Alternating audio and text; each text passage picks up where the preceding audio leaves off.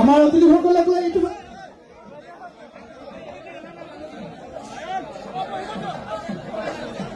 সকলো ৰাইজ আসন গ্ৰহণ কৰিবৰ কাৰণে বিনম্ৰ অনুৰোধ জনাইছো। সভাৰ কাম আৰম্ভ হ'ব আৰু মাইক্ৰফোন আৰু এটা ইয়াত কৰবাত আছে, মাইক্ৰফোনটো দিবৰ কাৰণে অনুৰোধ জনাইছো।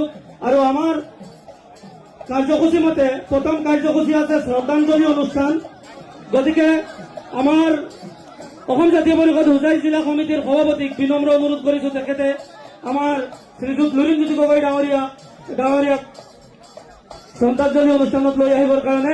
আৰু সকলো ৰাইজক বিনম্ৰ অনুৰোধ কৰিছো, আপোনালোক কাইণ্ডলি অনুগ্ৰহ কৰি আসন গ্ৰহণ কৰক, আপোনালোকে আসন গ্ৰহণ কৰক। সভাৰ কাম আৰম্ভ হ'ব। আপোনালোকৰ সৌন্দৰ্যই সকলো সৌন্দৰ্য। কৰিডৰটো খালী কৰি দিয়ক, সকলোৱে নিজৰ নিজৰ আসনখন গ্ৰহণ কৰক। মঞ্চৰ সন্মুখফালটো খালী কৰিবৰ কাৰণে অনুৰোধ জনাইছো।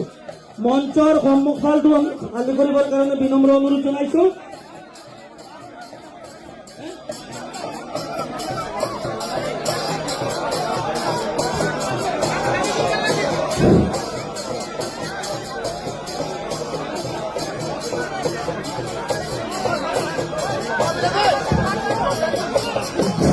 এতিয়া প্ৰথম কাৰ্যসূচী আছে শ্ৰদ্ধাঞ্জলি অনুষ্ঠান।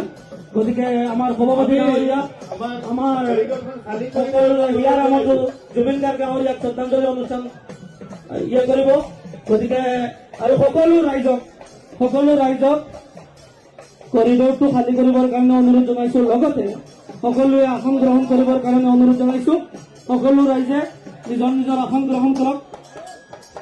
মঞ্চৰ সন্মুখভাগ খালী কৰিবলৈ অনুৰোধ জনোৱা হয়।